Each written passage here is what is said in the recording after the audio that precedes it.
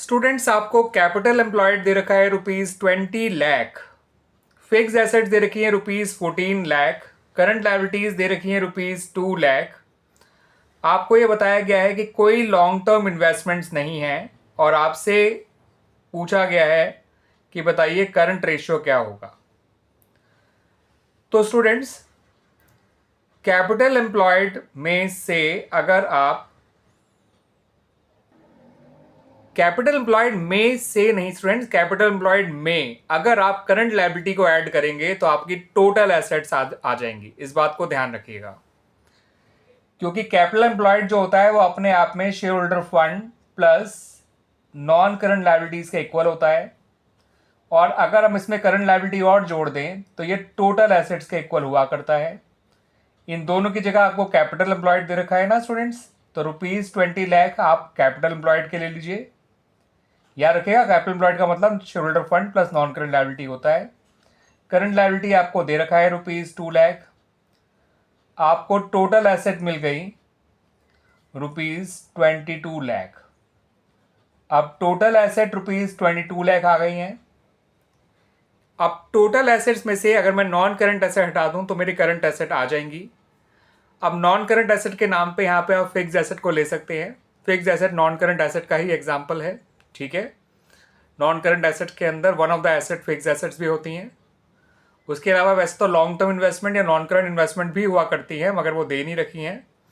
तो non current asset जो निकालने के लिए आप सिंपली नॉन करंट एसेट तो आपको दे रखी है, जो कि है फिक्स एसेट, वो है ₹14 लाख। आपको निकालना है करंट एसेट्स। करंट एसेट्स निकालने के लिए आपको टोटल एसेट जो हमने अभी निकाली है 22 लाख, उसमें से नॉन करंट एसेट जो कि ₹14 लाख है उसे माइनस कर देना है, ठीक है। आपकी करंट एसेट आ जाएगी ₹8 लाख। अब आपके पास करंट एसेट भी है और करंट लायबिलिटी तो पहले से ही दे रखा है।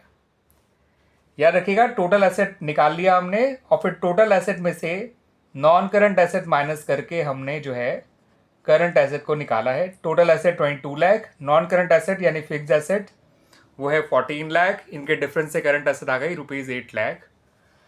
करंट रेशियो जिसका फॉर्मूला होता है current asset upon current liabilities, 8 lakh को डिवाइड करिए स्टूडेंट्स ₹2 लाख से, तो आपका करंट रेशियो आ जाएगा 4:1। सही है स्टूडेंट्स। अब इस क्वेश्चन को देखिए। वीनस लिमिटेड की इन्वेंट्री आपको 3 लाख दे रखी है। टोटल लिक्विड एसेट ₹12 लाख दे रखे हैं। क्विक रेशियो आपको दे रखा है और आपसे पूछा गया है कि बताइए करंट रेशियो क्या होगा।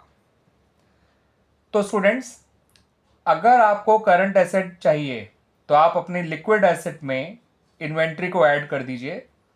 वैसे तो लिक्विड एसेट में इन्वेंट्री और प्रीपेड एक्सपेंस और एडवांस टैक्स दोनों प्लस करने पड़ते हैं, लेकिन बाकी दोनों चीज़ें तो है ही नहीं। इन्वेंट्री ही दे रखी है और लिक्विड एसेट दे रखा है। तो ये 12 लाख है और ये 3 लाख है। जोड़कर करंट एसेट आ गई ₹15 लाख। अब लिक्विड रेशियो का फॉर्मूला यूज करते हैं। लिक्विड रेशियो का ये क्विक रेशियो एक ही बात है। इसका फॉर्मूला होता है लिक्विड एसेट या quick asset upon current liabilities. Liquid ratio या क्विक रेशियो की जगह 2/1 लिखिए, लिक्विड एसेट की जगह 12 लाख लिख दीजिए। करंट लायबिलिटी को करंट लायबिलिटी रहने दीजिए। करंट लायबिलिटी निकल कर आ गई ₹6 लाख। ठीक है स्टूडेंट्स। अब आपके पास करंट एसेट भी है, करंट लायबिलिटी भी है, तो करंट रेशियो तो निकाल ही लेंगे आप current asset divide by current liabilities करके, यानी ₹15 लाख को आप डिवाइड कर देंगे ₹6 लाख से, तो आपका करंट रेशियो आ जाएगा निकल के 2.5:1। सही है स्टूडेंट्स। आपको टोटल एसेट्स दे रखा है स्टूडेंट्स इस क्वेश्चन में ₹11 लाख। फिक्स एसेट्स दे रखा है ₹5 लाख। कैपिटल एम्प्लॉयड दे रखा है ₹10 लाख और कोई नॉन करंट या लॉन्ग टर्म इन्वेस्टमेंट नहीं है। तो यानी जितनी फिक्स एसेट आपको दे रखी है वो सारी की सारी नॉन करंट एसेट कहलाएंगी। तो अगर आप टोटल एसेट्स में से नॉन करंट एसेट हटा देंगे तो आपकी करंट एसेट आ जाएंगी। याद रखिएगा, वैसे इस क्वेश्चन में आपसे करंट रेशियो मांगा है, जिसके लिए आपको करंट एसेट और करंट लायबिलिटीज दोनों चाहिए। ठीक है स्टूडेंट्स। तो टोटल एसेट है ₹11 लाख, नॉन करंट एसेट आपकी हो गई ₹5 लाख।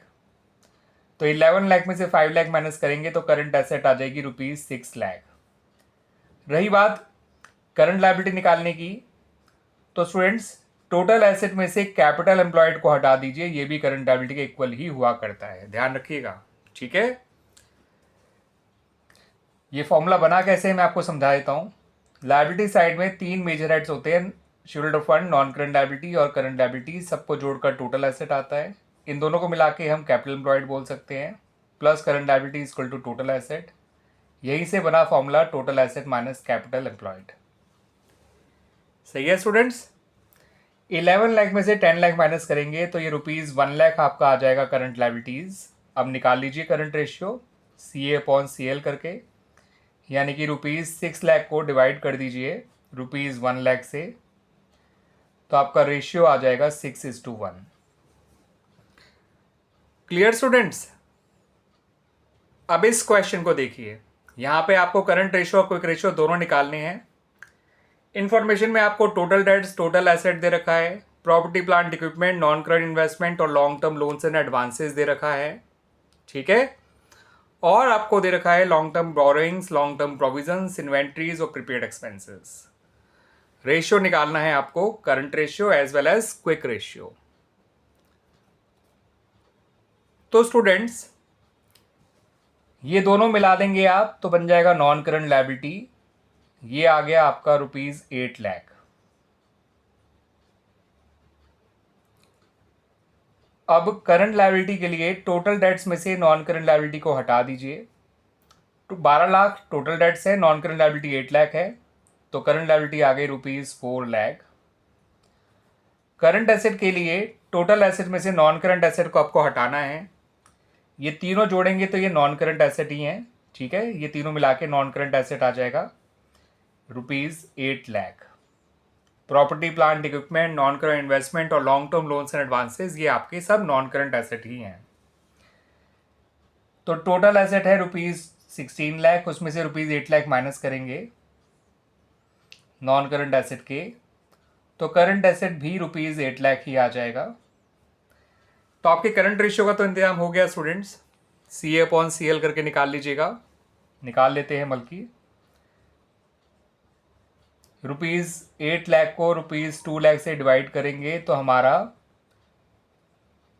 ₹8 लाख को ₹4 लाख से डिवाइड करेंगे तो करंट रेशियो तो आ गया 2:1।